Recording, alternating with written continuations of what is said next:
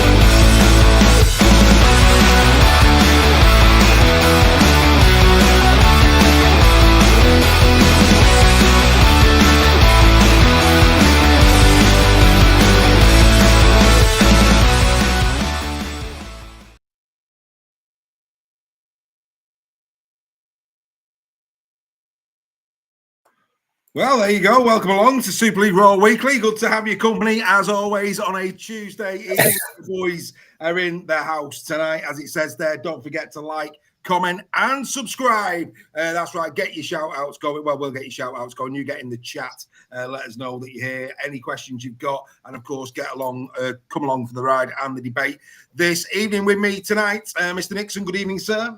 Good evening. Are you well? I'm living the dream, sir. Mr. Sale, how are you, sir? Good evening. Happy Tuesday, everyone. Happy Tuesday, nothing like it. And Mr. Scholes is back with his Far Town Tour t-shirt to boot. How are you, mate? Get your merch. Get your merch. Get your merch now. Yes. To all. Indeed. We saw Deborah there. Deborah in the titles, wearing her Castleford Tigers Tour t-shirt proudly. Good to see Debbie doing that. Like I say, more details on that as we go through the show. A big shout out, of course, to our sponsors. As always, we'll be doing that as well through the show. Right, let's go into the chat. Let's just see who's with us. Good evening to Craig Forth, Mark Hills with us, Matt Sims, Aidan Simpson, Dawn Kirkby, Tina Holt, Rebecca Frey, Phil Webster, Andy Bibby. Oh, they're all in. They're all in. Bassett, they're all in. All the members are in. John Wilson, look forward to seeing him at the weekend. Nicola Burnwood before kisses. Always nice to see Nicola. And we'll keep giving shout outs throughout the show. And Greg Roach is delighted to see himself in the Rogue Gallery. If you want to be a part of the Super League Raw titles every week, get your photos in. If you're going to a game this weekend, send them to Super League Raw. You could be in our titles next week. We are an inclusive show here at Super League Raw. Lots to get through, as always, this evening. Before we get into the merriment and the debate, just a bit of housekeeping that I've got to do. This little beauty is coming up next week, next Wednesday night. Sam Burgess in conversation with Eddie Hemmings at the Halliwell Jones Stadium. The Super League Raw team will be there. Tickets still available. You can see there, tickets £25. There's the telephone number. I think I'm going to read this right. 07751 572 138. That's 07751 572 138. If you're listening to the podcast and you want tickets for Sam Burgess live at the Halliwell Jones Stadium with Eddie Hemmings next Wednesday, kick off at 6:30 in aid of Squad Builder and the 2025 Warrington Wolves Academy Tour, then get your tickets. We will see you there. We will love to have your company for that. That should be a great night. And like I say, we will be there in attendance. Also coming for you this Thursday, Toby King in conversation, this side of his testimonial. Toby's going to be dropping into Super League Raw to have a chat about his career, his testimonial, and of course 2025 and beyond. Will Toby be a Warrington Wolves player in 2026? We'll see if we can push him on that one as well. But Toby's with us on he's with me on Wednesday. That will get loaded up on Thursday, and you'll be able to watch Toby King in conversation ahead of his testimonial. So plenty to get there. Mark asking if Joel's internet is better. We will find out, Mark, as we go through the show. Right, let's get straight into it. We've got loads to get through tonight. And, of course, we start off with this one. Last week, we looked at the Leeds Rhinos squad, and yours truly probably put the mockers on this one. I did say that both Sivo and Palancia have got a history of really, really bad injuries. And what do you know? Sivo out for the season. Where will we start? Greg, we know Sivo's a class act. Shame that he's not going to be in the comp, but this is the danger when you sign 30-something players from the NRL, isn't it? Yeah, but these injuries, there's something and nothing. They usually come of a something and nothing challenge as well, which is the annoying thing about ACLs. I know that from kind of close to home. Yeah, it's a shame, but I'm sure it will give you the opportunity to somebody else to fill those boots as well, which is, you know, every kind of a door closes but another one opens, I think. Is it Riley Lum? Yes. Does he play on the wing? It might open the door for Riley Lum to come through. Well, yeah. So, you know, it must be crushingly disappointing for the player. That goes without saying, and for the club itself. You know, my best wishes go with him. I've got to be honest about that.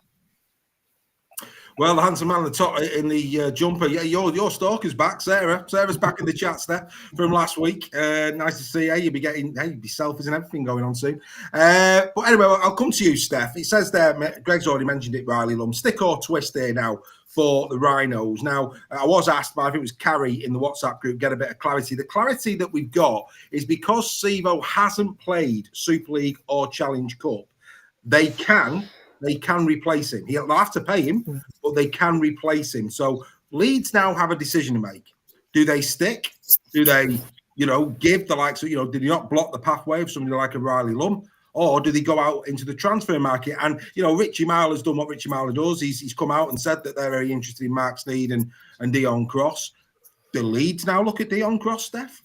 Yeah, potentially. I mean, I think I would give Lum a chance. I think you've got the time to do that. I think they've got, Hanley can also go on the wing for them. Yeah, that's right. With that one. So I think the question mainly for this one is, do you stick with him? Because at his age and ACL to recover from that is going to be very tough. And when he does come back, is he going to be still the same player? They're all if buts and maybes, aren't they, on this one? But he'll be absolutely devastated this way. This is how it started for him. I just think they bide the time on this. I think they give Lum a chance, and then obviously we all know you can go into the market in the middle of the season if you need to, if you need another player. Yeah, Bazza, it's my pleasure. Bazza Kingston there giving me big raps for getting his family on the titles. You send me the photos, guys. I'll get you on the titles. Don't you worry about that. Joel, Sivo, incredible player. This guy with his try-scoring record in the NRL, it is a shame that we're not going to see him. And, of course, he's going to be a year older by the time we do. And, of course, he's at this, not being disrespectful here, but at Sivo's age, coming back from an ACL probably will be a bit more challenging as well. We've been robbed of seeing one of perhaps the best wingers in Super League to grace the field for the last 5 or 6 years. We've been robbed of him, haven't we, this year? Absolutely we have, yeah, because, we kind of did. Sivo still got the pace that he once had, this year, and I think it's a real shame that we're not going to get to see that now. Of course, I think it would be very wise of Leeds to stick with him, because I think it would have the legs that he will next year that he did. I think it'd be great to still see somebody of the calibre of Steve-O playing, and then especially Oliver Russell in conversation, which everyone should listen to, by the way. You will see why you need to stick, because it gives the opportunity for these young lads to progress and in the footsteps of someone like Steve-O. So yeah, it'll be interesting to see him next year to him. Absolutely. Adam Walsh there, give you for chance. And actually, another spoiler alert, I've already sat down with our first director of rugby, Gary Chambers at Warrington Wolves, and me have already sat down. I'm going to delay that a couple of weeks. But he talks about Warrington's strategy around not blocking the pathways of use. We see what they've done with Leon Hayes. They're very, very keen to not block the pathway of these up-and-coming Warrington players. So, Adam there hoping the same for Leeds. We know that, there's a lot of Hull FC fans that don't want their youth pathways blocked. It's going to be very interesting indeed now to see what Leeds do. We started at the start of the show. Like I said, we are moving on at a pace tonight. We've got loads to get through, ladies and gentlemen. That's just the way that it is. Don't forget, like, comment, and subscribe. We'll be giving you shout-outs throughout the show. We'll keep doing that. Joel talked about the merchandise. Bobble hats are here. But we did say when we did the pre-order we would get them here in February. The bobble hats are being sent out tomorrow, so your bobble hats will arrive tomorrow. If Vanessa Gray's watching, Vanessa, you need to get in touch with me. Your merch is here, but we need to have a contact. So if you can get in touch with me, that's great. And of course, you can still order your tour t-shirts, bobble hats, and everything. But again, more on that as we come to the back end of the show. Right? Okay. There's a reason for that as well, but we won't spoil it for you. There is something coming a little bit later. So stick around, folks. Stick around. Right, okay, we go to the next one. Salford Red Devil saga continues. Again, today it's come out that dispensation is looking like it's going to happen. QR code has already been scanned. Fantastic. Join the membership. It'd be great to have you to do that, whoever that person is. Will we get a new member? We got 5 last week during the show. Will we get another one tonight? But it's come out today, chaps, that overseas quota, there will be dispensation for 1 season. Obviously, again, however, what it also says is, I don't know what Craig's doing for there. Hopefully not going to spoil win later. But I don't know if he's got win. But anyway, steady on, Craig. But what I would say is, in terms of this, it's only for 1 season, and they will not have cap space. So these overseas players won't count to quota, but in terms of cap, it does. So again, it does seem, chaps, like this is going to be limited to a few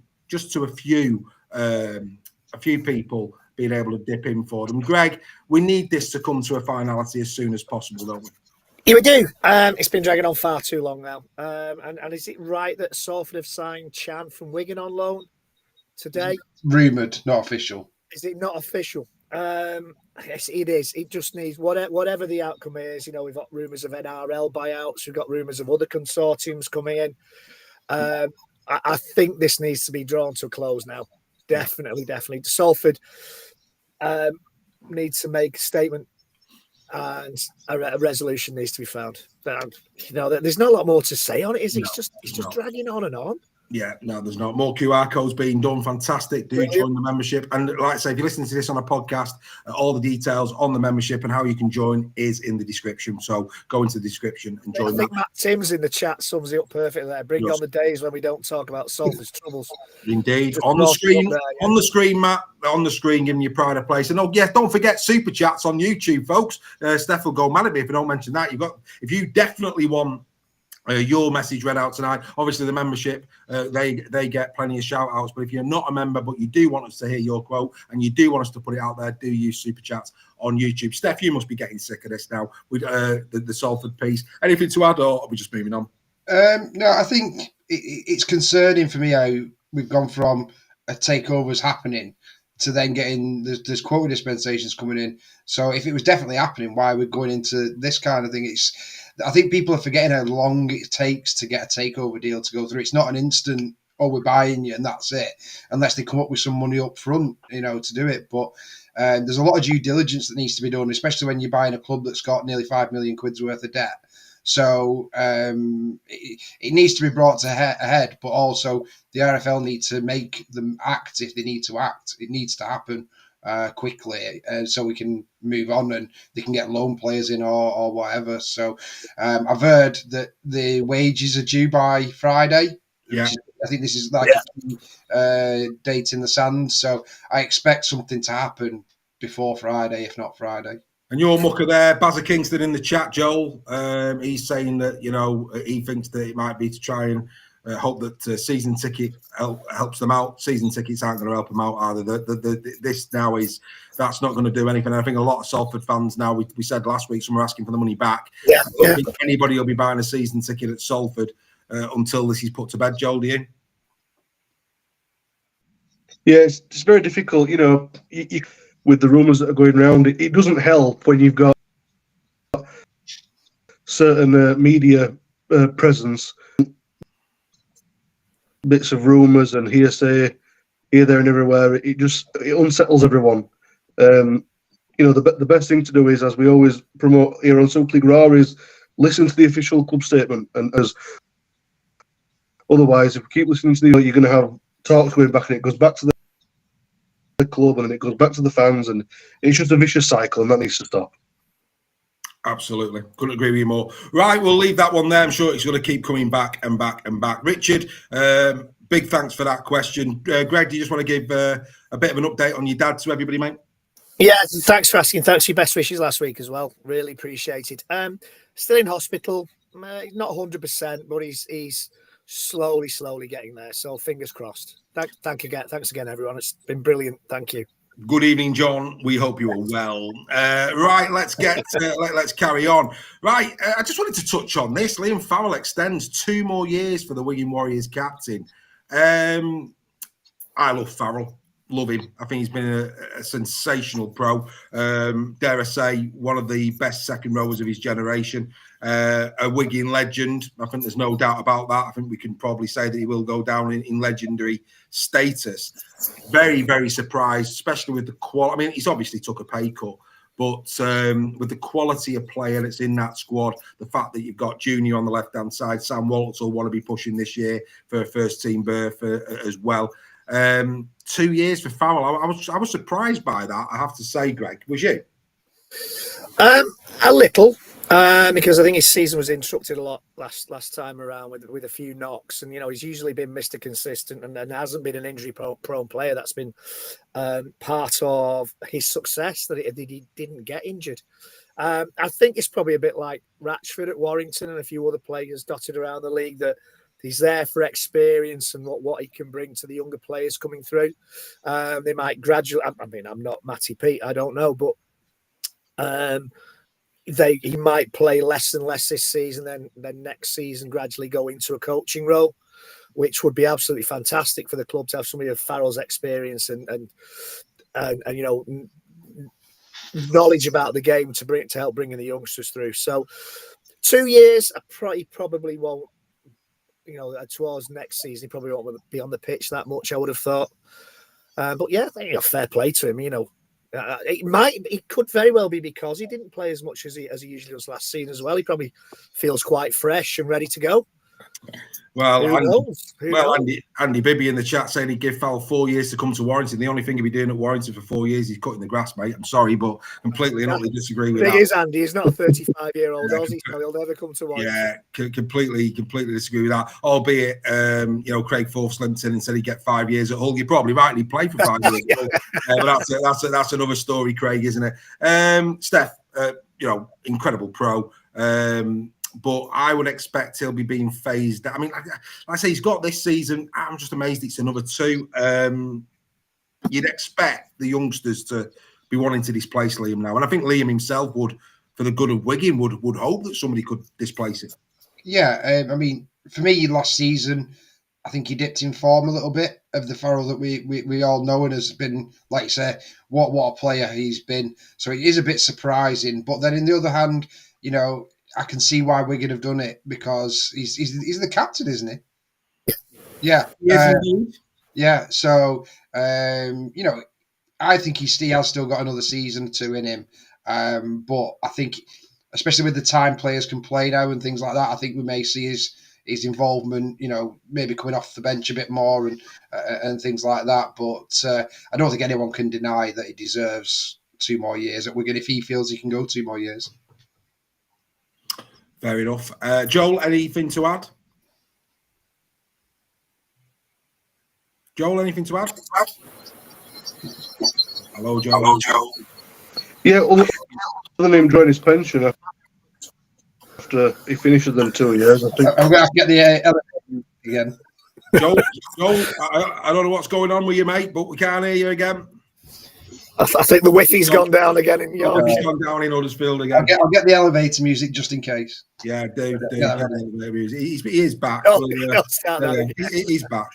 Here he is. There he is. He's back. Pentorn, that's a new name. I'm not seeing that on the screen before. He said he's a key player for the Wigan Warriors, and he is. But he's also surprised of a 2-year extension, as are we. Right. Okay. Right, let's carry on at a pace. Like I say, lots to get through tonight. Let's now move across to this, the Challenge Cup Round 2 results. They're going at the bottom of the screen. Before we get into the Round 3 draw that's up there on the screen, boys, some massive results here. I know, Steph, you've been quite impassioned about is what we're doing with the Challenge Cup. When you start seeing some of these scores going through, I mean, some got over 80 put past them. It does add to your argument that perhaps this now needs to be streamlined a little bit more. Yeah, I just think the goal's just too big now between some of the semi-pro and professional clubs. We all love the bygone era, of when everyone was part-time and you'd see some shock results coming in and things like that, but they are very, very few and far between there. But I think the biggest concern for me now with this is that the RFL brought in that the Super League clubs have to play away, which I think was the wrong decision to start with in the first place. I think it was a crazy idea. But then now they're allowing, Leeds Rhinos to play at home. But yet Lee have to go and Warrington have to go to Workington and Whitehaven. Yeah. It's absolutely, that gives Leeds a massive advantage that they don't have to do that. Because the one they're playing, West Warriors, a London team. It is odd, like I say, it goes against the way it was sold, isn't it? Yeah, absolutely. I get why they've done it, and because they should have done that in the first place. They should have been played at Super League stadiums to give though you could even give it for the nostalgia of those players playing at Headingley, which I'm sure they'll be overjoyed with now. But the problem is it's not a level playing field now for the Super League clubs that are being forced to go away and don't have that option. I just think it's a crazy decision. You either do it or you don't do it, and you stand by your decision. And if it's to do with safety at West, thinking why are you even allowed in the comp to put us in this situation? If you haven't got a ground good enough and you have to switch venues, then why would we even be allowed in it? Yeah, couldn't agree more. Joel, your view on it? Joel's having big problems. No, mate. I think you need to invest in your Wi-Fi. I am here. Can you hear me now? Right now, yeah. Go on. Joel, get a yogurt pot with some string. Sorry, what was the question? I missed all of that. It's been that long, I forgot. What do you expect from next week? Have you got any views on? I'm presuming looking at this, it's about the Challenge Cup. Yeah. Have you got any comments? Yeah, I just think we could. Yeah, I think there's two sides to the coin. It's really good for the smaller teams that they can play up against these big Super League clubs. Yes, the blowouts and it's not fair, but it is people, which is nice for them. But to have a more fair Challenge Cup, you would think that either the Super League clubs will be brought in at a later date, or what they'll do is they have like another competition beforehand that brings these clubs through for themselves, then into the official Challenge Cup. There's loads of variables that you can go with, but I think there needs to make it a more fair system, and that may mean adding another competition in. But of course, then the season will be longer, won't it? It would. Yeah. I just think, like I say, what I would say is a friend of mine actually played in the Challenge Cup for Warrington against for Woolston against Warrington, and he said he flipped his lid a little bit when we were talking about not allowing lower clubs to play the big clubs. And what he said to me actually rang a bit of a chord, because he said nobody can ever take away from me as an amateur player that I played Warrington in the Challenge Cup, which I sort of get. Yeah. I sort of get, and it's something that we've never actually spoke about.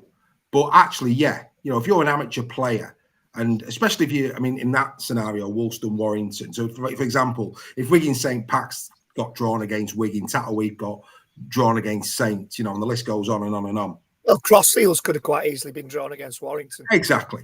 The thing, for those players, they probably support that parent club. So, do you know what? I get that. I sort of get that. Yeah. That day at Wilderspool, they were diehard Warrington fans who were supporting Woolston because they played for them in the youth, or they followed them. They had friends who played for them. But I think you asked me this question a couple of weeks ago, and at the time I said I thought it was a good idea that it was giving some of these clubs a chance to maybe get some much needed cash through the door. Yeah. I said that thinking that perhaps the RFL had done due diligence and done all they needed to do to ensure that these grounds were ready and were suitable. And, as ever, that doesn't seem to have been the case. And now it's just made a mess of the whole situation.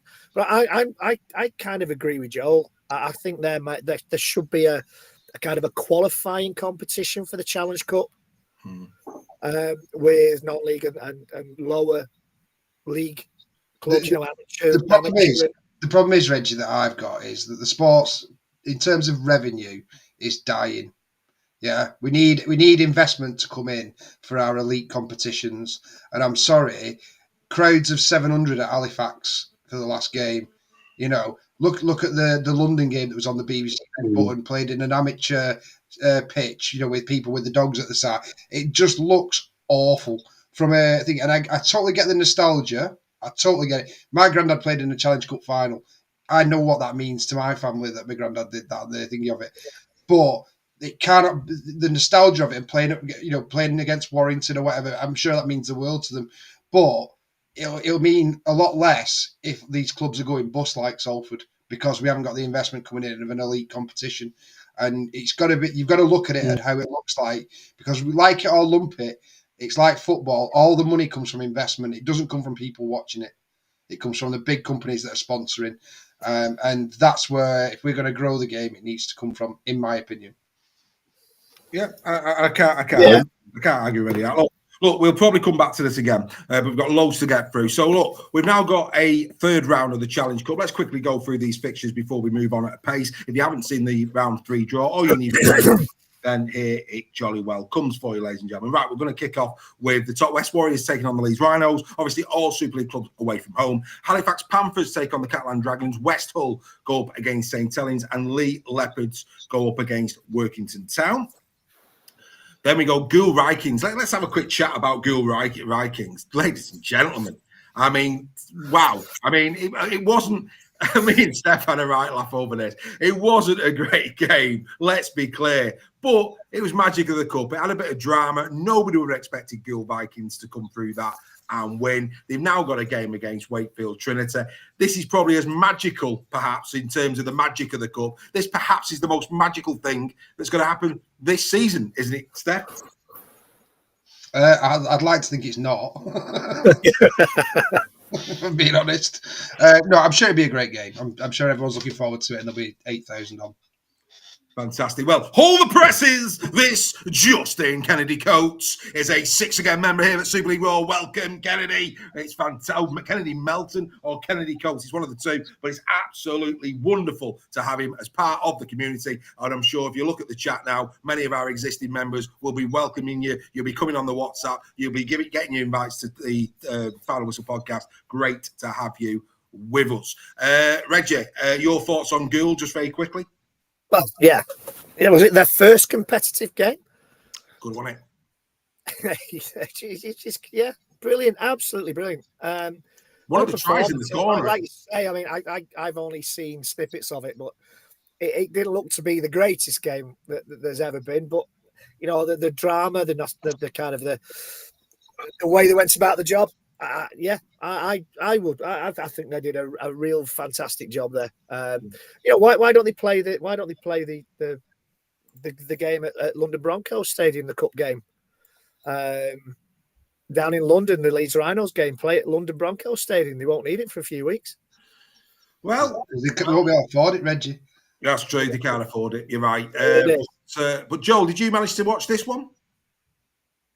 I was, in fact, I was wincing a bit because I thought if they get a kick in front of sticks here, it's going to go through somebody's window. Yeah.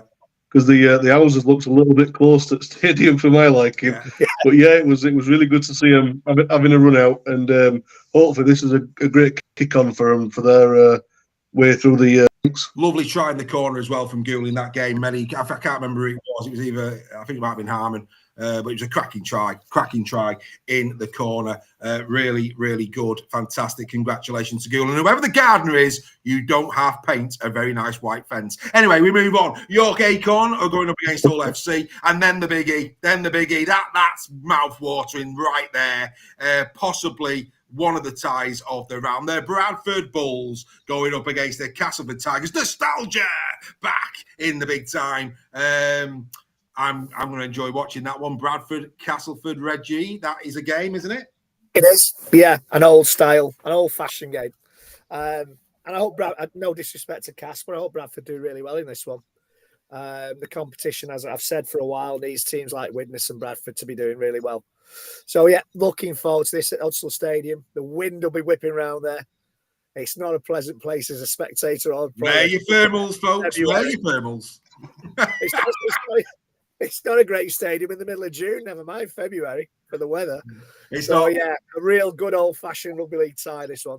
On that note, let's have a bit of a giggle. I know which one mine is before we ask this question, but let's do it. Greg's mentioned it there. Greg, what's the coldest away game that you've ever been to in Super League or in Rugby League in your life? I can't remember. It was Workington or Whitehaven, and there's a story behind this. So get your sleeping bags and your pillows out, and I'll wake you up in 5 minutes. Get the elevator music ready right there, Steph. Get the elevator music ready. Once went on a bus to either Workington or Whitehaven at Easter. Glorious sunshine in Warrington, shorts and t-shirts. The further up north we got, the darker, the greyer, the snowier it got. We got to where it was in Cumbria, and there was a full-scale blizzard going on. I think we lasted about 20 minutes and then got back on the coach. And the other place was Oldham. Oldham was absolutely That's mine. We played. Oh my God, water sheddings. About 90. I'm going to have a guess here. It'd probably be about 92, maybe 93 Challenge Cup. We went to Oldham, night game, snow. Yes. I have never, well, again, like you, went on the bus. Never been as cold at a rugby game. You know, Nelly scored the winning try in the last minutes under the sticks, I think. It was, yes. It was massive. Yeah. Great night. Joel, it's cold for you every game, isn't it? It's low. Yes, because you've got nobody sat next to you to keep you warm. For me, I think it's got to be the Castleford at the Jungle. That is really, really cold, especially when last year it was one of our first games of the season, and I had copious amounts to try and keep me warm. And as you can tell, on the size of 3 hours, I thought I'd have been okay, but I wasn't. Other one is the Shay. The Shay is actually open at one end. On one corner, because it's quite blocked off, but there's one corner when that wind blows, you're done for. Absolutely. So yeah. And you, Steph, what was your coldest one? Mine was Oldham as well, funnily enough. When I was younger, one of my jobs at League Rugby League was the sandman. So when you need to bring sand on to kick the goals, I used to do that. So I was sat in the dugout with the players, and I tell you what, I was more froze than Joel's internet connection. Oh, there you go. Happy day. Speaking of which, Mark Hill's got in on that. What's quicker, Joel's internet or Salford's takeover deal? Love a little bit of that. Adam Walsh, he's linked in as well. Joel's connection still better than our attack at Saints. I'll give you that. They're all getting involved with you, Joel. They're all getting involved with you, mate. They all love you, really. But yeah, wait around for Joel's internet. Are you in your house yet, Joel, or what? No. I probably won't be in my house till about May time, so you're going to have to put up with me for now. Oh, I'm going to have to go down to my mum and dad's because they've got good internet. Lads, so I've done it again. I might go down to those next week. I've done it again. I've done a Steph. Kennedy, you're in good company. I once called Stephanie. Kennedy is a lady. Who knows, Kennedy? I might end up like Steph as a presenter. Who knows? But Kennedy is my daughter. I do apologise. Kennedy, welcome to Super League Raw. I'll remember that. Dear God, I don't know what we're like. Unbelievable. Okay, Hunslet taking on Huddersfield Giants. 3 times now, dude. What's your thoughts on that, Joel? Huddersfield Hunslet, you confident on that one, mate? I would like to think I'm confident, but I was confident in the Bradford game, and we got absolutely walloped. So, yeah, I know that was a much different game. Yeah, it's going to be good. It's always good against a pretty local team. However, yeah, I think we're probably going to win that one, but it'll still be nice. It's always good playing. Right, let's give a couple of shout-outs. Craven Park, Basil says, can be cold at this time of year. Swinton Station Road, away. Andy Bibby's going for. That's interesting. Panthera Pardus, I'm going to have a crack at that one. Do you remember Lee Hanson's debut at Saints, Steph? Versus Saints, yes, I do. Yeah, I remember Lee. Good friend of mine, Lee, does a great pig roast. Oh, that's an idea for the Barbie next year. Nice suckling pig. I'll see if I can get him and Towlick who get them both round. There's nothing like a fine piece of swine, boys. I don't care what anybody says. Outstanding stuff. Well done indeed. Right, let's get into the next set of fixtures. Our friend Mr. Crabtree, Earls doing well as well. Midland Hurricanes. He'll be very pleased with Earl.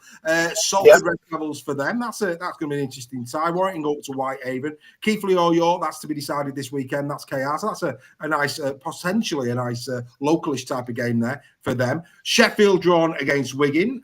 We spoke about that last week. Right, let's move on to the next. Like I say, we've got to go at pace. Oldham Barrow, Batley Dewsbury Rams, North Wales Crusaders, Widnes Vikings. They'll be fancying the chances for round 4. Widnes played very well at the weekend. Did well at Warrington in the first friendly. Now they've got the North Wales Crusaders. Alan Coleman and the boys at Widnes. I mean, we've took the mickey out of Widnes for many years on the show, as you do, general leg pulling Greg. But I feel Widnes could get through there and maybe get the tie they want in the next round in the Challenge Cup. Yeah, I hope they do. That's as a Warrington fan. I'd like nothing better than a Warrington win this game in the cup. That'd be fantastic. They played very well. They look like they've got quite a decent pack under this season. Deck Patton played very well in the friendly as well, was guiding the team around the pitch. I think Widnes will win that one quite easily. He said there's a kiss of death on all Widnes fans. Fabulous. And then finally, Featherstone Rovers, Inns Rose Bridge for them. Okie dokie. Marvellous stuff. That's what they've got. Right, okay, that's fantastic. Right, okie dokie. Like I say, I've got plenty to get through tonight. And do you know what? Just so you get a different voice, I thought I'd get my daughter involved in Super League Raw. It's time for this. Capture the photo!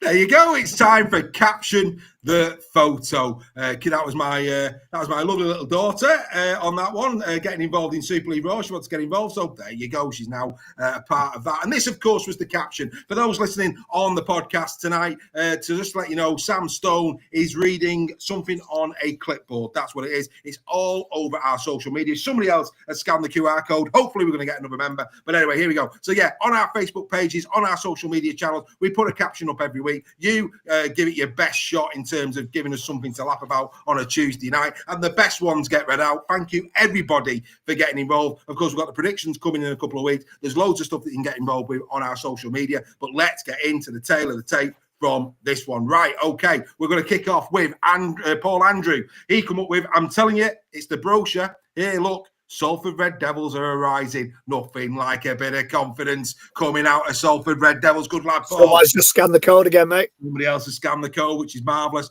But yeah, well done, Paul. Keep your chin up. That's what it's all about. Right, Jacqueline Phoenix, well done to you. I will have the soup followed by steak, then sticky toffee pudding. Absolutely nothing wrong with that. Alan Britton, he's gone. He's gone there. It's a Salford caption. He's gone there. He had to go there. Here it is. Looking at these numbers is our accountant, Stevie Wonder. So I have to say, that is a great line from Alan Britton. You've got to give Alan his due. That is absolutely outstanding.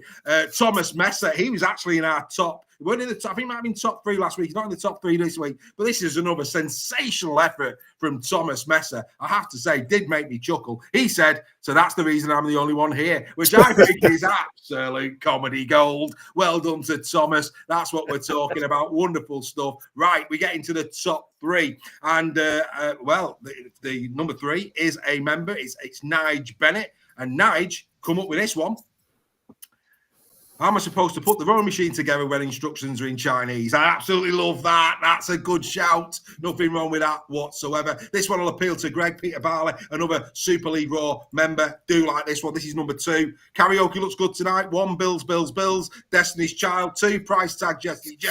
And 3, Money Talks, AC/DC. Go on the AC/DC. That's a great stuff from Pete. But I have to say, this is for all our black and white supporters out there. You know, you think Salford's, but it could be worse. Well done to Alan. You know, deflect it, why don't you? Salford in 11, at least we're above water.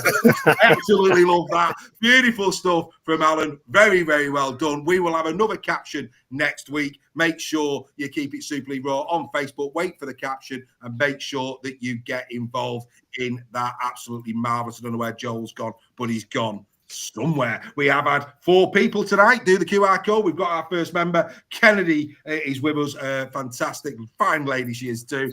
She's with us. She's with us, and hopefully she's going to be with us for a long time here at Super League Raw. I think everybody's enjoying the captions this year. Loads of new stuff. We aren't going to have banging or hanging tonight. You know, we haven't got the time for banging or hanging, but that will keep coming throughout the season. Looking forward to that. Yeah, no, well, we've got loads of stuff coming tonight. We've got 3 squads to do. Oh, and here, you know, so like I said, Sean Spencer. Sean Spencer's now.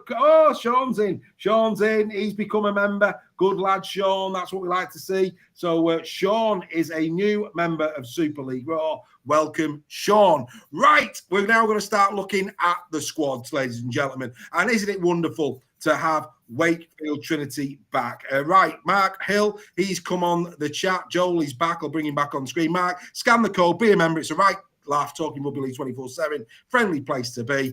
Mark, you are a gentleman. Well done, sir. Thank you indeed. Always good to have a Bradford Bulls fan giving us a shout out. Absolutely wonderful. Well,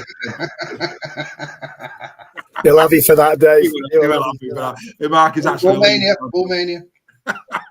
Happy days. Right, wake you back. Any Wakefield fans that are watching us tonight, welcome back to Super League. Here you go. It's your day in the sun. I mean, look, let's not forget Wakefield Trinity. They took it all last year, went down to the championship, didn't they? Won everything on offer, come back and strengthen the squad. Who's to say how their season is going to go? Because don't forget, ladies and gentlemen, you know, what a great win they had against the Castleford Tigers. You know, really good performance from them in the Luke Gale testimonial. Right, bit of a format to this. Great to have Joe with us as well tonight. I might not be able to ask you all the questions, boys, because we've got another 2 squads to get through. So just don't take it personal. But, you know, we're going to have to go at some sort of a pace here this evening. So just put yourself in my hands and enjoy the ride. Right, okay. First things first. Joe, as you were in here last week, I'm going to give you the first one this week. Strengthened or weakened the Wakefield Trinity going into the new season? I'd say in some cases strengthened, yeah, and in the right places. I think having especially Ollie Russell in the halves will be good. He knows how to control the game. That'll be good. Having Corey Hall there, Tom Johnson back, it's going to be good. I think they're going to have a half decent season. Fabulous.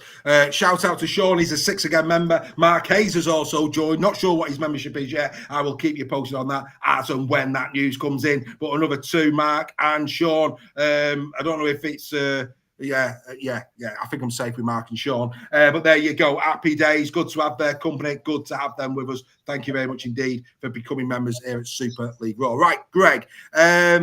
Looking at the departures, I mean, to be fair, a lot of the departures were potential. I mean, Jermaine McGilvery retirement, Luke Gale. Yeah. Steph, did he informally retire? No, he's gone. I'm sure he's gone to Oldham. He's gone to Oldham, has he? Right, okay. I think so. Josh Bone, of course, Matty Ashurst. What a great check myself now. I'm going to check it. Good man. Matty Ashurst, what a pro he's been, what a servant he's been as well to Wakefield Trinity. Let's give him the raps that he deserves. What a sensational player he's been. Always scored against the wire, Greg, didn't he? Yeah, he did. Annoyingly. You know what I mean? Yes, he did. Yeah, he did. I tell you what, I'm a good pundit, me. Yes, he has gone to Oldham. Yeah. No, you are. I always said that, Steph. Always said it. A fantastic pundit indeed. Also very good at chess. Liam Kay, gone. Remain Franco. People will remember. Obviously, Remain came over from Catalan. He's left. Toby Boothwood's gone. Delaney and Ethan Wood. Right, let's take a look at who's come in.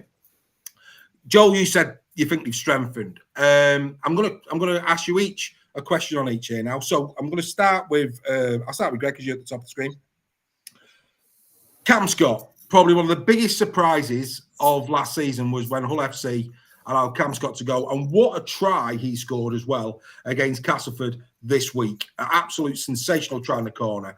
Cam Scott, brilliant signing. Amazed that FC let him go. Yeah, probably too young for FC, to be honest. I'm here all week. All FC fans, look, we're pulling your leg. We're not biased. We're just having fun with you. Trust me. If you come out, you should hear what we say about Herman SASA. We're going to look at the All FC squad a bit later. Yeah. We all three of us, right? If Herman SASA come round and wanted a night's kip in my bed, I'd get out and tuck him in. Not a problem. Even if my wife was in it. Not a problem. And I would cook him breakfast. Absolutely. Absolutely. I mean, Herman for me is an absolute god on those performances that he put in for Hull FC last year. So don't worry, All FC fans. We're very, very fair. Anyway, back to Mr. Scott, Greg. Yeah, I think he's a good signing. I think he'll go well this year. Yes. I think he will. I think this Wakefield team could surprise a lot of people. I really do. Yeah. You're probably going to ask somebody else about Tom Johnson. I don't know, but if he stays fit, I think I think Wakefield could surprise a lot of people this season. Well, we know that Johnson's got quality. We know that. Corey Hall, I think, a good pickup as well. Yes. Steph, come to you next. Jake Truman, another one. If they can keep Truman fit, that partnership with Russell, really good. But again, Joel's mentioned it, the in-combo with Ollie Russell. In fact, I'll get Joel's take on that first, and I'll come back to Truman if I can, Steph. Just bear with me. 2022, you've listened to the Ollie Russell in combo, Joel. That was the season Ollie played the most games for Huddersfield. He got to a Challenge Cup final, nearly won it, and got to third in Super League. So you must know he's got quality in him, hasn't he, Ollie Russell? This is a great opportunity now for him to show consistently every week what he's about. Absolutely, yeah. If you'd was that I wanted Ollie Russell to be our number 7. Even more. I didn't want him to go, and I was absolutely gutted that he did go. Yeah. He should have stayed in the Huddersfield squad. It wasn't Luke's choice. Luke had no say on this. It was things beforehand. However, had Ollie had stayed, we've had a really strong spine, and really got a number with Ollie. So yeah, he's gonna repay where you put some trust in him. He's going to give you 120%. So yeah, watch out, Wakefield boys. You got a player on your hands there. Yeah, and then back to Steph in terms of Truman. We saw when Truman came back last year for FC, Steph, they started to look a bit more dangerous. Truman on his day has got quality. If they can keep him fit, then they've got good halves there, 2 young guys, like in the prime halves that could cause a lot of trouble. Yeah, absolutely. The 2 very, very good players. I think the key is, like you rightly say, is he's got to stay fit, and it's lower leg injuries again, isn't it? I think with Truman. So that's my only concern with that one. But Mason Leno is a great player. So they have got a good backup. Is it really interesting because the amount of time he's been there as well for him to go to number 20? I don't know if that's his number or something, but no, he's been put down. But which is good stuff because it does show they're going to give Truman and Russell the head. Absolutely, and you've got to applaud them going for the younger players. Poe's obviously seen that's the way he wants to go, and it's also, I think, for Lino as well. It's a bit of a kick up the bum for him, to have those lads in front of him. It gives him that bit of incentive as well, which is great because what you want is competition for places. So I just see it as a good thing, and if injuries do come in, then they have got good cover there. Yeah, they have indeed. I mean, Matt Meakin, we've all said it. We're not going to go there again. I think he inspired that Meakin's the captain. I think he's a class act. The pick up of Staunton from KR. We've waxed lyrical over Josh Rourke. I don't think we need to talk any more about him. Matty Russell, showed it when he went to FC last year. He's a good pro. He's Matty Russell. Again, if called upon, he'll do a job. I mean, to be fair to this squad, lads, it's littered with. I mean, Max Jarrett. I mean, record-breaking Max Jarrett. I mean, he's unshakable at the back. As good as Rourke was, started on the wing against Castleford. They might have to get used to that. But in Jarrett, in Rourke, they've got good options at one. Nicotimo's one to watch. Well, we're coming into that now, Nicotimo. It's like you read my mind. Here he is Nicotimo. For those who don't know this player, he's 20 years of age. He's a young lad, which, happy days. He's a young kid coming over, 6 foot, 5 stone 4. He's a back rower. He's never appeared in the NRL. His club was the Gold Coast Titans, but he has played for the Ipswich Jets in the Queensland Cup. He's had 14 appearances for them, 1 try, very poor win percentage, 28.57, but that's not all his fault. Of course it's not. But he has represented Queensland at junior level, okay? And, listening to NRL, I'm not seeing much of this lad because, with the amount of Super League I'm watching, ladies and gentlemen, if you're thinking why do people should sign up for Super League Raw, I watch every game the full 80 minutes so that I can be right on my game for you every single week with the programs we do. I also like watching the NRL as well. Queensland Cup, probably a step too far for me, to be fair. But listening to the NRL, this lad is, they rate this kid and they will be watching him. With a pathway back to the NRL if this works out for him, and of course, next Kai O'Donnell, this lad, possibly, and on that scored a Kai O'Donnell type try as well against Cass on the shoulder. There was a break from halfway. He was right there on the shoulder. He took it well, Steph, didn't he? Absolutely. I've seen quite a bit with him, and I've seen a lot of reports from in the Queensland Cup and stuff how well this lad played. So back rowers like him, they're in they all fit a similar mould, and he reminds me so much of Kai O'Donnell, and that's why I'm really excited to see him this season. Right, let's go. Look, like I say, we've got loads to get through. We're really looking forward to seeing Wakey fans get all over Super League Raw, like we did with League, like we've done with KR. We love these new teams coming up into Super League. We're going to give you your due. Don't worry about that. We're not like other channels. When you play well, if you've got talented players, you score good tries, you'll be getting plenty of raps here on Super League Raw. Make sure you keep it Super League Raw. Right, boys, I'm going to go around the screen as quickly as we can. Like I say, lots to get through tonight. Greg, in that squad, is there any player that has got a point to prove in Super League? Oh, that's a good question, because they've recruited well. I know you want me to be quick. I'm going to say Tom Johnston because he's returning home. He's had an injury-plagued career. I'd go Tom Johnston. Fair enough. Steph, same question. I'm going to go Max Jowett. I think after the season he had last year, record points, stuff like that, big expectations on him this year. I think he's going to absolutely kill it. I think he's going to have a stonker of a season. But I think he's got the most, with all the raps that's been given to him, it's a lot of pressure on him. So it's going to be great to see him, how he reacts to that. Fair enough. And Joe? Jake Truman needs to make sure he stays fit. He'll have a stellar season, especially in the arse there with Ollie. Fantastic, wonderful to have a Dalek with us as always. And in terms of, I have to agree with him. I think that's a good shout, Jake Truman. I really do. He's got to keep fit. He's got the talent, but now he's got to start showing that he can play. Yeah, just a quick one as well. Wakefield's social media guy needs a big shout out because their social media. I don't know if anyone's seen it, but follow Wake. We should all follow each other's clubs anyway, just to see what's going on.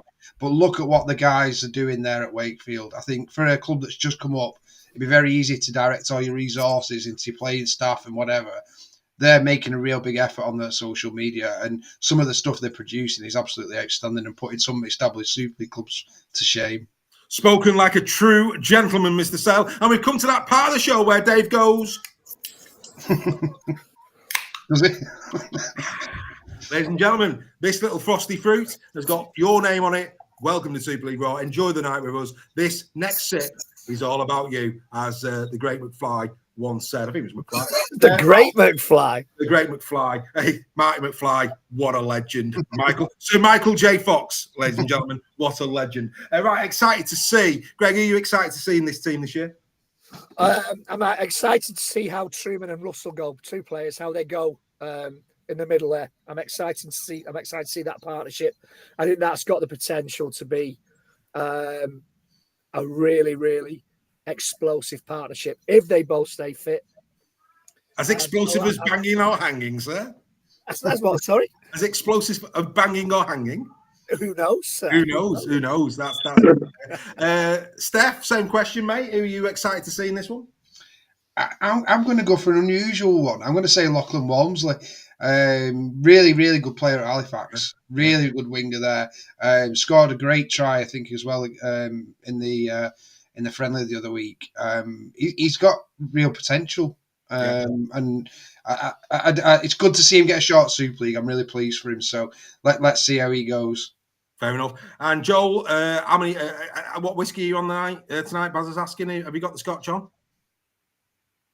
I'm not. I got any on at all. Actually, I've got to be careful. The well at the moment. So. Fair play. The well is dry. If you've got any spare, I'll take it off your hands, Joel. Right, who are you excited to see, Joel? Nicotimo, and the reason being, I do believe he's going to be the next Chris McQueen. Did you get any of that? You'll never know. We'll never know. But I think it's a good reason. It's a good reason, to be fair. I said, can you hear me all right? I know, yeah. Right. I said Nicotimo because I think he'll be the... Fair play. Yes. That's a good shout. Yes, sit forward, mate, when you're talking. That was much better. I'll tell you what, I want to see how Noah Booth goes, an ex-academy lad at Warrington. I'll be interested to see if he gets much game time this season. But, Nicotimo, reading up on him, NRL, like I say, massive pathway open for him to go back. They do rate the kid. They're keeping a close eye on him. So, and let's be fair, really good try against Cass. I'm going to keep a close eye on him. That'd be good. Right, rising star, Greg. Is there a rising star in that lot from your perspective? I agree with Steph and Joel that Nicotimo could be the rising star here. Definitely. Yeah. If he fulfills his potential, he could be an absolute star player this season. Do we all agree with that? Is that the rising star potential for Wakey? Anybody else, or are we just leaving it there? We're leaving it there. 100%. Right. Okay. And then the key player, if they are going to have a good season, I think a good season for Wakey. I hope Wakey fans agree with this. I think if you got to 8, that would be phenomenal. Absolutely phenomenal. If you could top Tier 3 of Super League in your first season back, that's not to say you couldn't go better. But I think as a starter, Ollie said in convo, nobody's expecting much from you, which is dangerous, especially when you look at the quality of the players that they've got in there. Who's the key player, Steph? I'm going to go Cam Scott. Yeah, good player. I think if he can get a bit of a combo going with Truman, feeding him, I think he could be very, very dangerous. And I think he'll play on the same side as Walmsley as well. So I think they could, they could make a bit of a Latelli-Charnley kind of partnership maybe there. But I think anything could happen for Wakefield this year. There's no reason why they can't do what Lee did in the first season in Super League with that squad. I think they've got a bit of that mentality going. In their group, which makes them a very, very dangerous proposition. And I'm really looking forward to round 1 at Headingley. I think that's going to be an absolute corker of a game, that one.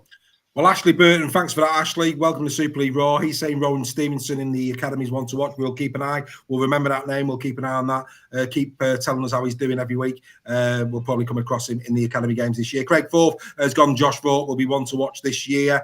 Joel, are you going as their key player? Mike McMeekin, because he's got to keep everyone together, the young talent, the old heads, and himself as well. He's a pivotal player at number 8 there, so been a starting prop. He needs to make sure that he can rally everyone round and keep his head himself. Okay, and Greg? Again, I'm going Jake Truman because he needs to start living up to his potential. And if he does, he'll be a force to be reckoned with. And I'm going to show a bit of love for our latest In Conversation guest. It is available for you, ladies and gentlemen. So if you're watching this tonight and you want to listen to something on the way to work tomorrow as a podcast, get over to Spotify, get over to Apple or wherever you get your podcast, get Super League Raw in there, listen to In Conversation with Ollie Russell. That'll pass a good hour for you. It's a really good, riveting listen. Right, okay. There you go. Bazza Kingston's having a few jars in an all-inclusive holiday. He says it's very dangerous.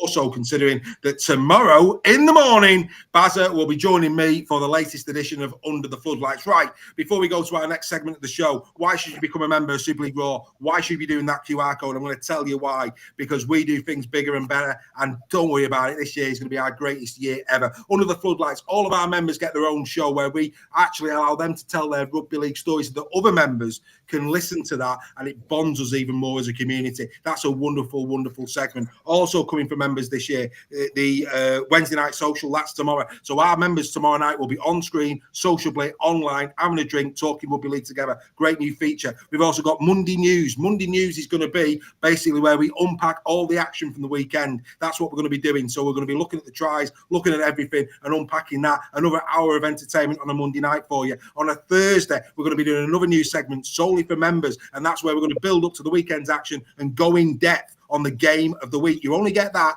if you are a member, plus all the other benefits. Go over to that QR code right there. Get on it. Go and have a look at all the benefits of becoming a member. You can even become an annual member. If you don't want a direct debit, you can pay in one go. It's wonderful stuff. You really do want to be a part of it. I have absolutely put a big shift in there. So actually what I'm going to do now is I'm going to pass over to my old mucker. Greg, it is now your time. Ladies and gentlemen, it's time to dip in to Women's Super League as we recharge our glasses. Over to Mr. Nixon for the next report.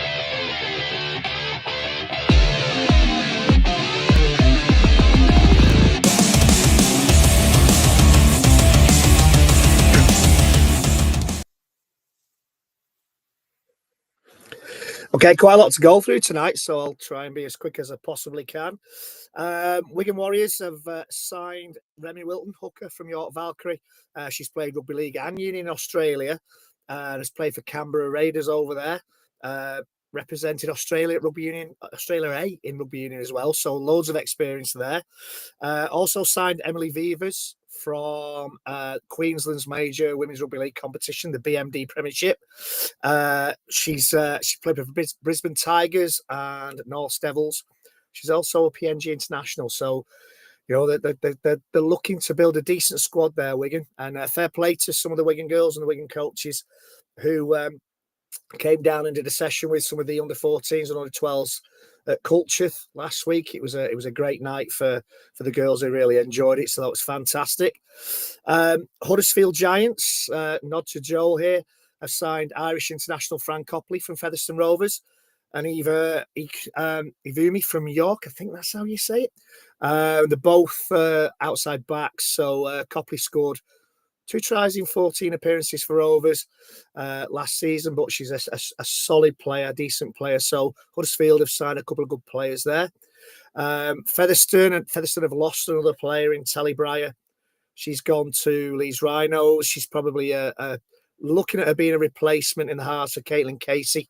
She went to Saints earlier this year. Briers was one of Rovers' players of the season last year. Was a really standout player in a season that Rovers didn't do too well last season. I think by their own admission, they'd say they didn't do as well as they should have done last season. Nicole Kennedy, London Broncos centre, played against Warrington Wolves last season's Challenge Cup and had a really decent game. She looks like she might be going to the Rhinos as well. Rumours she's been seen training with them. And talking about the Wolves, bear with me on this one, but we lost a lot of players in the off season through injury, through retirement, going to other clubs. But new head coach Jed Ginty, he's done a really, really good job in bringing some players in. So deep breath for this one. But the Wire have been instrumental in bringing Sydney Alderman, Emma Knowles, Abby Singleton, and Arabella Reid. Liv Argent from Wigan. They brought Charlotte Nixon, no relation, and Amber Harmon from Saints, Hannah Goddard from the Giants, Holly Gregory from Lee Miners, and then we brought in Nia Rowlands, Ella Dooney, and Regan Davis from Rugby Union. So some new faces there for the Warrington Wolves this season. Just on another note, Holly Mae Dodd. She's signed a new 2-year extension on a deal with Canberra Raiders. She's going really well over there. And Amanda Wilkinson, the Barrow Raiders coach, as this will please Steph, has been praising the Lee Leopards and thinking they'll do really, really well this year in the Women's Super League. I think Barrow really did do well in finishing 5th last season. And the Barrow coach Wilkinson thinks that Lee, there's no reason why Lee shouldn't do as well this season. So Lee are the team to watch for as far as Amanda Wilkinson is concerned this season, and there you go, a lot to get through, but we got there in the end.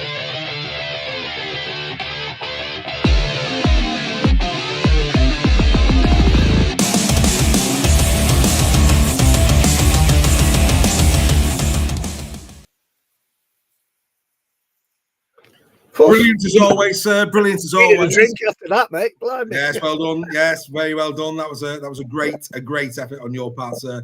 Very well done indeed. And there was a question in there from Alex. I don't know if you saw it. They've signed Tilly. Leeds have just signed Greg.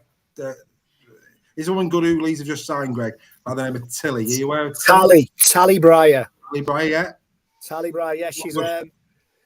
She's a halfback. She's a decent player. She'll do well. Given if Leeds can use her in the right way, she's a decent player. Yeah, fantastic. Well done, mate. Alex Tally. Another fantastic edition there of the Nixon Report. So much coming with Steph. Oh, we've got something very special planned for you for Mr. Sale in a couple of weeks. That's glad to see you. You popped out for my section there, sir. Absolutely, absolutely wonderful. But no, really, really good, mate. Fantastic. We're going to keep abreast of all things Women's Rugby League this year. And, of course, champion. We'll dip in and out of the championship. But, yeah, very, very well done indeed. Right, boys, let's get into this before we move on to the next squad. Pre-season friendlies. Leeds Rhinos 22, Wigan Warriors 4. People say you can't read into friendlies too much. I get all of that. But they want to win these games. They do want to win them. There's no championship points on the line, but they do want to win. What am I doing over there? Sorry, Greg. There you go. That's better. I'm a bit anal when it comes to that. But yeah, in terms of that, I mean, Wigan, not at the races. Leeds, credit to them. I thought Leeds played really, really well. Yeah, and it was when it was pretty much both full strength sides at the beginning. It was a really, really good game actually. But yeah, I thought, especially the defence from Leeds, I thought was really, really good. And I think they shocked Wigan a little bit, which was good to see. But yeah, you don't read too much into friendlies. No, you don't. But like I say, for me, Leeds will be happy for that run out, and they will be. It was a decent side that Wigan had out, especially in the first half. They had a good side out there. It's a good win, and I'm sure Matty Pete will be the first to say that he'll go away and he'll have things to work on, and he'll give Leeds total respect. Great game, Wakefield Trinity 32, Castleford 8. We'll come to what that might mean for Castleford, because that's the next team that we're going to look at. So let's just bear that in mind when we're talking Castleford in a minute. Well done to Oldham, 16-14 against Rochdale. That was a good game. Bradford going down to Keighley. That was a young Bradford, because of course Bradford were in the cup, so it was a young one. But the one that I think probably surprised everybody was the game at the Totally Wicked Stadium. Massive raps to Salford. The winter that they have had. Yeah.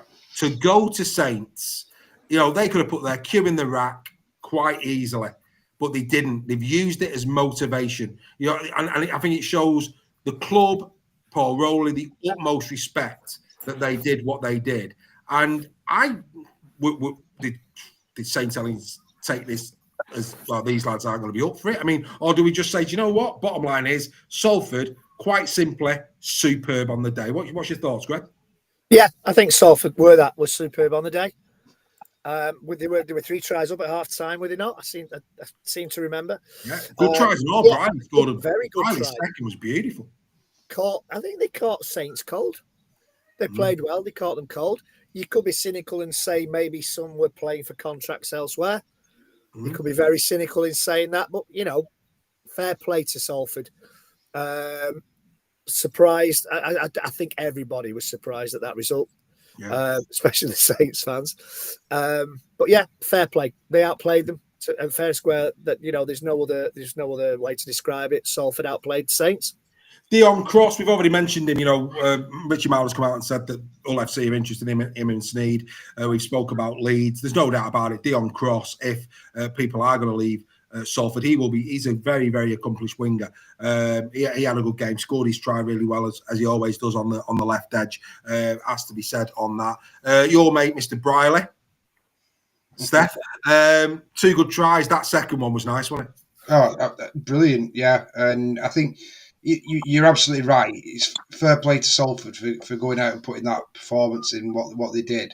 I think from a Saints perspective, you've got to look at they had quite a lot of players who would be in that starting 17 not playing.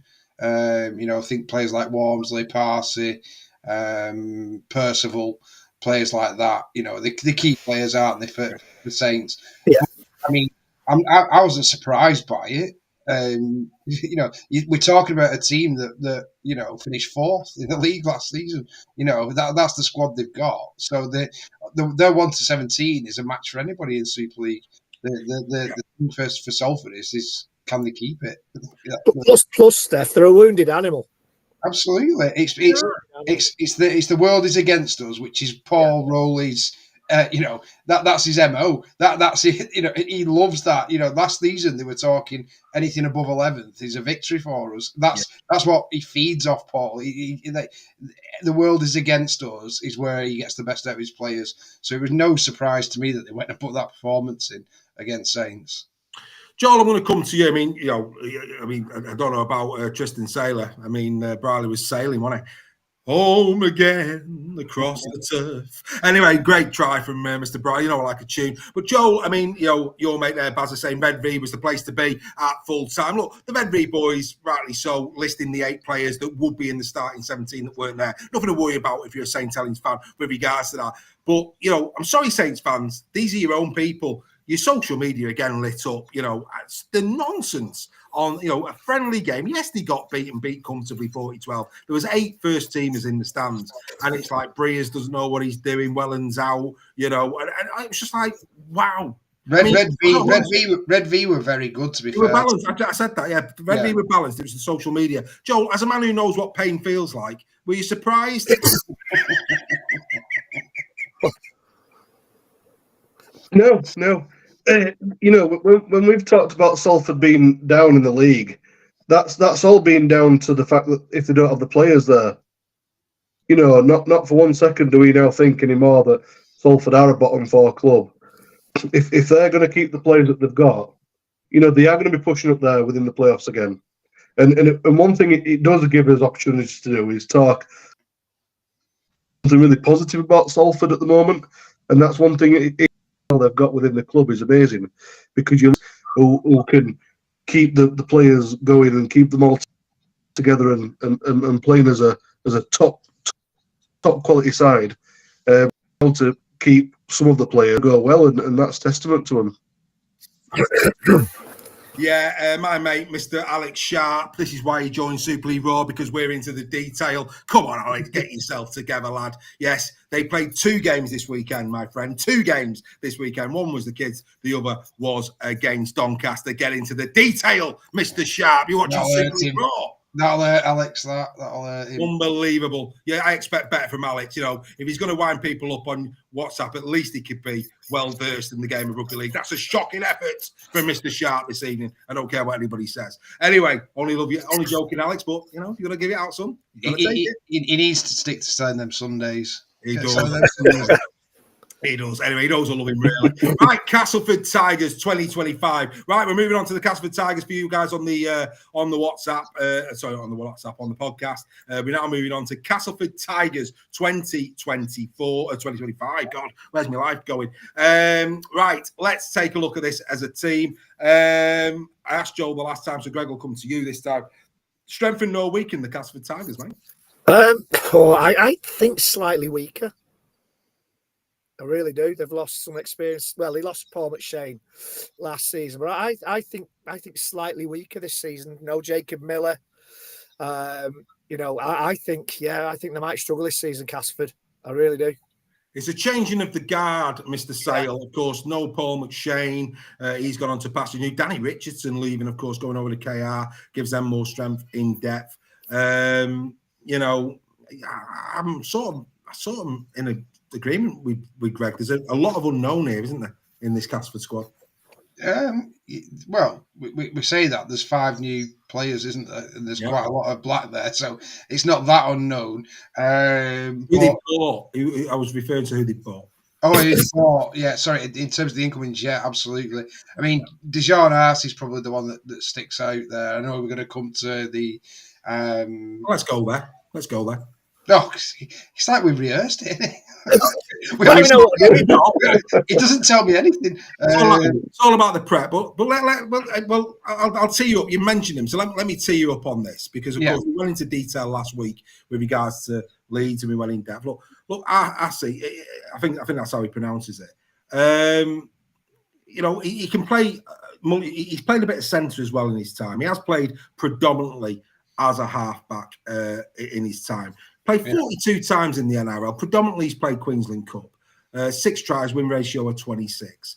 Now, we've seen other NRL players come through the system, through the Super League, should I say, the likes of Brodie Croft, Jackson Hastings. We've seen halfbacks. We'll get to Aidan Caesar later. But we've seen halfbacks come into the Super League unknown or not well versed in NRL Rugby League and shone to the point where they could be going back. Lachlan Labb's another great example of that. Yeah, this lad could be another, but they're putting a lot of faith in him. And the fact that really, when you go back to the squad, mate, when you go back to the squad, they are putting a lot of faith. I mean, we know Westerman can play ours, but he's not half. He's a loose forward. Yeah. There's a lack of depth. What I'm really surprised about, the Gary Chambers one in combo that's coming, blocking pathways. I thought Jensen Windley last year, the back end of the season, looked as if he had something about him. It's blocked that pathway. A lot of pressure on this lad as he comes in. Yeah, 100%. And I think the thing is with halfbacks is you need the players to be running off you as well at the same time. You need them to be on the same wavelength. I remember a player called Aaron Jeremiah coming to Lee in the championship, and all the Lee fans slated him. He went back to play for New Zealand Warriors, and the next minute he was in the New Zealand international team.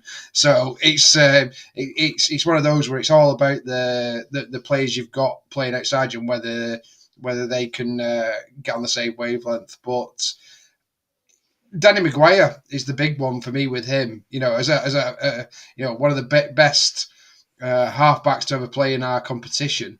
He's going to have a big influence on him. So I think there's a few there. Sam Wood is another big one. I think Inter been given the captaincy at Castleford. Big player, Sam Wood. I think Sam Wood's class. Sam Wood for me. You look through that roster for me, and for me, Sam Wood is probably, and I'm going to go there. He's the only player that I think in that squad at this moment in his career he's worthy of a top 4 side. I think Sam Wood's a good player. I really do. I think he's certainly top 6. Not Tex High, Dave. What's that, mate? Not Tex High. No, I love a bit. Tex did well last year, but top 4. He can prove me wrong again. I love a bit of Tex. You know that. But no, I mean, look, really interesting in regards to that. But I take your point in the fact that Danny Maguire, one of the greatest 6s in Super League history. He must see something in the lad. So good counsel. I will take that one all day long. Joel, come to you. Jeremiah Simbiken, I'm going to go with Simbiken. A direct replacement for Eliel Zakeem, and he was outstanding for me. Bit questionable at times in defence, but in the main, I thought Eliel Zakeem, who came from nowhere, had a really good knock for the Tigers last year. So Jeremiah, I won't say he's got big shoes to fill, but he has got shoes to fill because I thought El Zakeem was good last year. Castleford's side that has been struggling as much as they have, for him to put kind of shift in that he did, I guess it does become big shoes, but it's big shoes within Castleford. The unknowns at Cass, and you look at, for example, like the amount of times he's played at NRL, he's had enough opportunity in NRL squads and not got. This person has been playing Queensland Cup, and I'm sure he's going to be because we don't know that, and because he's not played in Super League. Is it going to take him 1, 2, 3 years? Is it too late by then? But yeah, hope he can play well. Certainly a big enough lad, isn't he? So play some good minutes.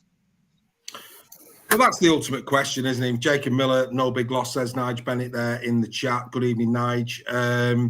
Yeah, I mean, again, unknown, played a lot of Queensland Cup. I mean, 90 games in the Queensland Cup. I mean, it's a great standard. I mean, look, you hear Queensland Cup. For those who don't follow Australian Rugby League, let me tell you, Queensland Cup is a good standard. It's probably a better standard than our championship, if we're being perfectly honest. So it's a good standard of rugby league.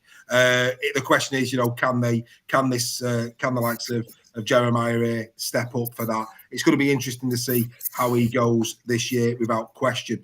Greg, another player that's come in, and you'll notice as well, all of these players that they brought in, these unknowns, are about 24 or below. So there's really a recruitment policy at Castleford for bringing in younger players. But again, that does stunt maybe the pathways of the Jensen Whitleys, etc., that I've talked about. So from my perspective, this lad, Hooker, clearly a direct replacement for Paul McShane. Of course, we've got Kane Robb in there as well.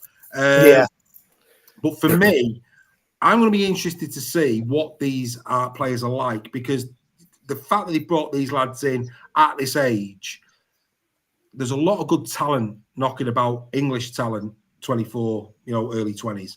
So I'm going to be really intrigued to see if these players that Castleford have brought over are better quality than what we see in academy and reserve grade in the UK. Because if the answer to that is no, then it's got to be questioned, Greg, hasn't it? It has, and it is a gamble. It is a gamble. And like you say, massive shoes to fill. But yeah, you're right in what you say, Dave. That if these players are coming at the expense of young, good. We've had this argument for a long time that imports are stunting the development of English players, British players. It'd be interesting to see. I mean, to be honest, and I'm being totally honest here, I don't really know a lot about this guy. I think he's played for PNG a couple of times, hasn't he? I think. He's a Papua New Guinea international, mate. So he's played for PNG. No, I think it's sub 10 times, but he has represented. I mean, let's not forget who's ahead of him at Papua New Guinea, by the way. In the number 9 jersey. But yeah, he has represented. Yeah. So he's obviously got something about him. Only time will tell. Let's see. Let's give him the benefit of the doubt. He may well tear up Super League next season. There you go, Steph. The man that thought that Bradford didn't play twice at the weekend, Mr. Sharp, is saying this is the new Edwin Ipape. Alex will take that on good authority. We'll keep a close eye. There's only one Edwin Ipape. There's only one Edwin, and he's over the fence. Give him a shout and say, Edwin, there's only one of you, Chief. There's only one of you. But yeah, he's watching. Is there? Well, LPA is fantastic stuff. Absolutely fantastic. He looks like Stanley Jean. Yeah, that's a good shout, that. Richard Fewler's saying he looks like Stanley Jean. That's a good shout. Love that. All the kids are saying, who's Stanley Jean? How dare you, is what I would say. They're great. So Jude is absolutely delighted at that. Stanley Jean's only 28 still, I think. Yeah. And then we've got Cinny, haven't we? Now, a couple of people in the chat saying his defence is pretty ropey. Plays wing centre or fullback, does this player. Big unit, 6'2", 14 stone 5. Played 4 times in the NRL for the West Tigers. Played predominantly Queensland Cup. Represented the West and the Eels. 74 appearances, 31 tries. Not a bad strike rate. Not a bad strike rate at all. 50% win rate. But given the number 3 shirt, and that's the thing here. 6 has been given, 11 has been given, and 3 has been given. Judah's 14. William Horn has been rightly given the number 9 shirt. Kane Robb obviously is there as well. A lot of competition at hooker. I don't think they're going to have a problem at 9. I think with 3 of them battling out for the 9 shirt, no dramas. I think they'll be okay in terms of replacing Paul McShane. But these other positions are going to be very, very interesting indeed. We will be doing predictions in a couple of weeks' time in terms of where we think Castleford will finish. But in closing, big task this for Danny Maguire. Big task, and it'll be interesting to see how he goes in his first main coaching job. Point to prove. I'm going to go Danny. I think Danny has got a point to prove. Is he ready for this role? Would anybody want to shout anybody else out for a point to prove in this Castleford piece? Well, Tex, I probably. I think it's what you, Dave. Yeah, Tex. Obviously, you don't know which Tex you're getting. So no, I think he's won me over. Tex. He's good. He's been a different player at Castleford, so we'll just put that down to it was the wrong place for him on FC. Tex has shown his worth. I tell you who's someone who I think is going to shine in his senior. I think Innes is going to be in the top try scorers. I still think he should move into the centres. No, he'll be outside Sam Wood. Him and Sam Wood. It's a good I know. Go back to last year's shows when we were picking teams and stuff. Greg come out of a blind on that There's one. certain people that won't let me forget that. No, we won't let you forget that. Right, really quick, very conscious of the time. We've got 35 minutes to go, so we've still got to get through all FC. That's going to be fun. So point to prove. Just give me the name and we'll move on. Point to prove, Greg. Liam Horn. Steph. Gary. Yeah, that's a shout. He's been in and around it for a while. Good shout. Joel. City. Don't forget to sit forward. Did he go with City then? Yeah, there you go. City, yeah, we got it, City. Right, excited to see. Reggie, are you excited to see in this team? Dear me. I'm excited to see how Dejan Assi goes. Yeah, fair play. Steph? Rimbu. Joel? I'm going to go Sam Wood. Woody, yeah. Do you know what? I don't think he's going to get much game time. I might see him in the reserves, maybe. I don't know. But I want to see where Jensen Winley goes. Like I say, that back end of last season, I thought he showed a bit. The lad. Isn't Roll Mills injured? He might. He's going to be back. I think he's going to miss the first couple of games, but he will be back. So, like I said, I mean, against Wakefield, he put Joe Westerman in there, which you say give Winley a chance. Yeah, I would personally, and that would worry me if I was Winley. Opportunity there to give the lad his head. He didn't let him down last year when he's in, but we'll see what happens. Rising star, I'm going to go Jensen. I think I've seen enough of him to think there could be a player in there. I'm going to watch his development this season with great interest. Greg. Rising star. I'm going to go. I think rising star for me will hopefully be Gary because he scores in the first 30 seconds of games and then seems to disappear. So I'm going Gary. It's about time he established himself now. Yeah. And he's got the chance to this season. Brilliant. And Steph? In his senior. I think this is his breakout season where he's going to... He will be their top try scorer 100%, and I see him being picked up in the off-season by a big club. Right, fair enough. And Joel? I'm going to go Lewis Senior. Always in his brother's shadow. Yeah, he's going to running in the same team, but let's hope they can. He's out till the mid-season, I believe. Right, I believe. Well, I'll go back to my first one then, Jensen.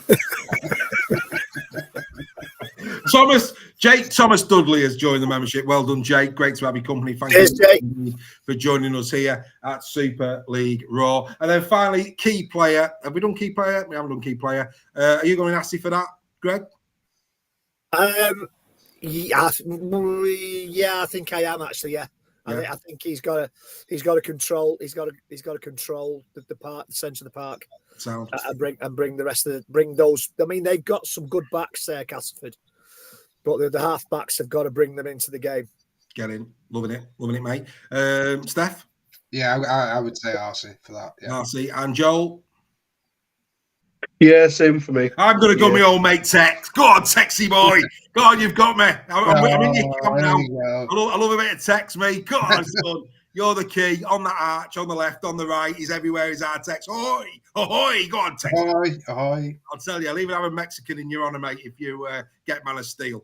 Not that is a motivation, of course, for you to get Man of Steel, but it will be a fantastic fajita nonetheless. Right, let's get into some more pre-season friendlies. Oh, actually, that's the pre-season. Well, we don't want pre-season friendlies. We've done pre-season friendlies. Right, get yourselves to a game this weekend. Let's just quickly tell you what's coming up this weekend. 1895 Cup, Rochdale Hornets taking on Cornwall this Saturday, 3 o'clock. Then we've got some that was in the 1895 Cup, by the way. Pre-season friendlies. The Joe Westerman testimonial. Castleford Tigers, Hull FC. I'm going to come back to that. 3 o'clock this coming Saturday. Catalan Dragons taking on Toulouse Olympic. It's a long way to go to watch the Catalan Dragons, but we do have some Catalan supporters who watch us. And then the Toby King testimonial, Warrington Wolves, Lee Leopards. We will be in the Bluebell at 3 o'clock on Saturday before kickoff. Come and join us, the home of Super League Raw in Warrington. Come and join us before the game. Lee and Warrington fans talking rugby league in friendship. Come and join us there. It's the place to be. Sunday, Challenge Cup, round 2. Keighley Cougars, York Knights, 3 o'clock. Then it's back to the 1895. I don't know where 85 come from.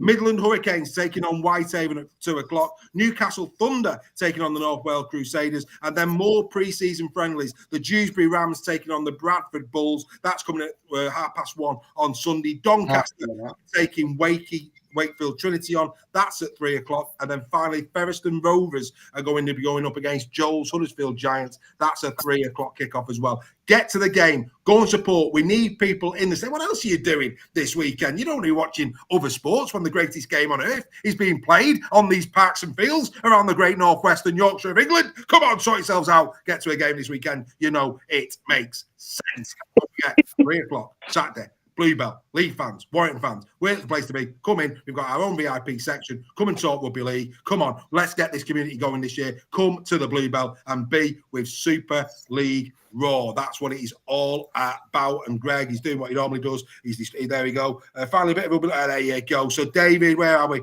Who have we got? It's David. I can't see. It's Dave Sale. Dave Sale. Finally, a bit of rugby back. Up the Leopards. See you in the Bluebell. David Sale coming to the Bluebell at 3 o'clock on Saturday. That's 3 of us.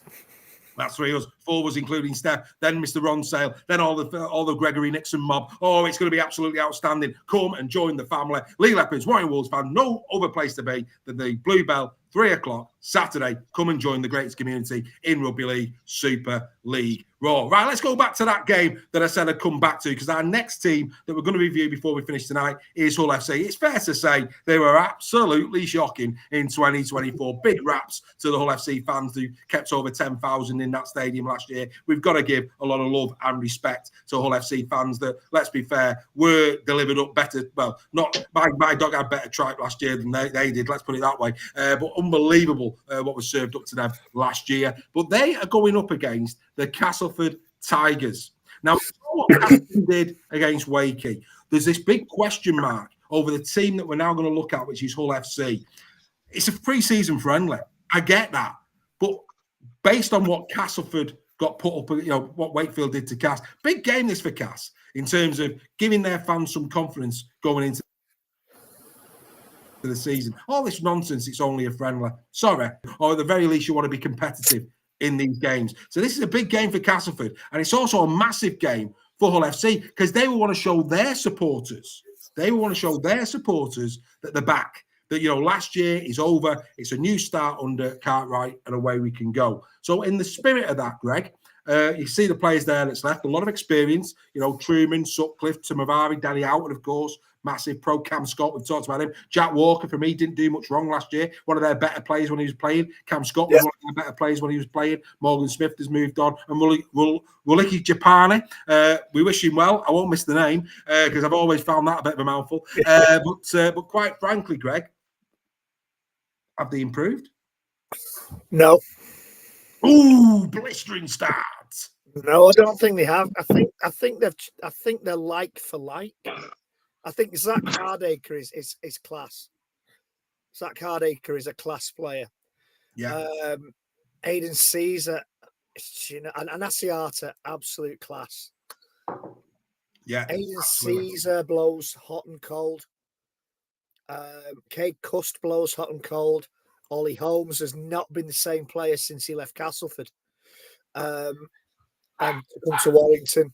And I think the dog quite agrees with me on that one. I don't think they've improved. I can't say they've gone worse, but I don't think they've improved. Joel? I will say improved ever so slightly, but not for a good reason. Because the players that are old are too old. I think the average age is about 73. And then you look at, like, you know, please don't ask about the rising star questions because there isn't any. That's harsh. But then That's harsh. Wow. No, that's harsh. I've got to come on. That's harsh. That number 6, Joel, he's a rising star, number 6. The question marks. I am sure he is. Yeah, I'm sure he is. But they've got some quality players that are in there, but I just think they're a bit too old. Yeah, and you know, Stefan know all about that because half of them have come from his club. Is Joel? I mean, is Joel right on that, Steph? You know, is the best of John Asiata, Zach Hardacre, Chamberlain, Briscoe? The list goes on and on. The best, Ollie Holmes. You know, is the best behind him. I think if Asiata can stay fit, he's one of the best 13s in the comp. I don't think anyone can argue with that. Zach Hardacre, I think, has got a good couple of seasons left in him yet, so I think he'll do okay there. The other ones, yeah, I take his point. I think Joel is being a little bit harsh there on them, to be fair. They have made some decent sides. I think they're definitely better than what they were last year. For me, it's all about their team spirit and what the new coach can bring. I think for me there. Isn't Thingy a new player as well, Cartwright? Well, he came last year, didn't he, if you remember? Yeah. Did Jed Cartwright come last year? Sorry, mate. I thought he came last year. We'll see. We'll see. I think they're going to be a lot better than they were last year. Right. Okay. Right. People, I don't know why, but people might want my opinion on this. Look, my view on this side, for me, I wanted better. I wanted better for Hull FC fans. I really did. They had a shocker last year. The fans deserve better. You know, their commitment, their passion, their loyalty to their shirt is to be admired. It's to be admired. When you look at some of the attendances in the, you know, sorry, Joe, but, you know, Huddersfield, Salford, etc. These were served up some shocking rugby last year, and they kept going. And that deserves respect, and I respect that. I really do. We want a vibrant Northeast because, let's be fair, we need a vibrant Northeast. We do. It's you know, it's essential. I expected better. It's almost there. I look at it and I think, right, players that they bought, a lot of them, like Cade Cust, hasn't pulled up any trees in Super League. I'm sorry, but he's not. I mean, It could be another Tex Hoy moment, this, but he could prove me wrong at all. Might be the right place for him. And let's be fair, at the moment, he's playing in the halves because they've got no 6. John Asiata, great pro. But, you know, I think there's issues there in terms of potential fitness concerns. Ollie Holmes, you know, we saw the best of Ollie Holmes at Cass. He was shocking at Warrington, brilliant at Lee. What's he going to be like at Hull FC? Question mark. I don't know. Liggy Sow is a yellow card, red card machine. You know, there's a lot of age in it. Joel's right. I just wish they had better. They've got some good players. I mean, it's not a bad squad, you know, and the likes of Lewis Martin. He didn't let anybody down on the wing last year. Didn't Lewis Martin? We know Logan Moy was decent last season. Jack Charles, you know, looks like there's a player in there. Whether that's Super League quality or not, I don't know. He needs more game time to establish that. I thought Logan Moy showed his Super League quality. I think he can only get better, and I thought he played well. So there's some good players in there. Well, when you and I'm coming to it now, because you're probably wondering where I'm going. First and foremost, Herman Essa. I'll say it again. Can't wait to see him. You know, excited to see Herman SASA. Easy. Big Herman. What a player last year. If he can back that up this year, it will be a privilege to watch the big man play his games. Oh, what a man. What a player. So in Herman SASA, there's an enforcer there that they can build around. My biggest concern, and it's a huge concern, this, Aidan Caesar captain. I mean, I'm sorry. And I'm sorry, Aidan, if you're watching. But you haven't got he hasn't had a stellar Super League career to date. No. He hasn't. At Huddersfield, at Leeds, he hasn't. For me, to give the captaincy to a man like Aidan Caesar, who has not bared that captaincy before, when he should be concentrating on his own game, I think that's a distraction he doesn't need. I think he needs to just come out and play some quality rugby league and show the player that, they've signed is a good player. How you can have players like, and I'm just going to say it, John Asiata in the squad, who has been a proven captain at Lee. I just don't get that. I don't get why you burden, and I will say that word, burden, Aidan Caesar with the captaincy. I don't get it. So for me, there's massive concerns. And, probably their biggest signing of the winter has been Jordan Rapana. And look, Rapana is class, stellar career. What a player. Yeah. He's 35 years of age. I'll say that again. He's 35 years of age. That is a big problem for me. They'll probably play him in the academy. Not on the money's on, mate. I mean, don't get me wrong. This guy's had a stellar career. He broke records at Canberra Raiders in terms of try scoring in the season. This guy deserves to be shown the utmost respect from any rugby league fan. He is that good a player. If you don't watch your NRL, let me tell you now, this guy has been a quality NRL player. It's undeniable. But Hull are getting him at 35 years of age. That's a problem for me. I mean, look at his try scoring. 219 appearances, 111 tries in the NRL. This lad's been an incredible pro, an incredible player. Has he still got life in his legs? I don't know. But I look at this squad and I think, well, let's put it this way. It's not a top 6 squad. I think your problem is 4 and 5 are 2 players that couldn't get back in the league team. Yeah. In Chamberlain and Briscoe. I mean, Briscoe's been a great player, but absolutely, but they couldn't think it. And you said about Ollie Holmes having a great season at Leigh. He couldn't get in the team. Yeah, Ollie Holmes couldn't get in the Leigh team. So, it's Cade Cust again, another one. They're all players that are like on the outside of squads with previous clubs. So this is my issue. I think, like I say, I think they will be slightly better than last year, but I totally agree with you, Dave. I expected better, given the money and the investment that's come into that club. Yeah, I would have thought they would have signed a lot better than what they have, but we could be wrong. Look, Don Kirkby in the chat. There's a lot of, Don there saying Rapana was captain for New Zealand, Canberra. Get that. Alex Sharp saying that didn't the players pick him? They did. I think they did, or they had a hand in it. And I think Craig Force's point here in response to Alex is right on point. If your coach is allowing your players to pick a captain, for me, a coach picks a captain. Yeah, and that's my argument with picking co-captains. Coaches shouldn't be picking co-captains. You should have a captain and a vice-captain. But the coach needs to pick the captain. Definitely, not the players. Yeah. All like I say, really, really interesting stuff. Really interesting stuff. Right. I mean, why is Charles not in there? Well, mate. Again, and we have a laugh in the WhatsApp. Again, another reason to become a member.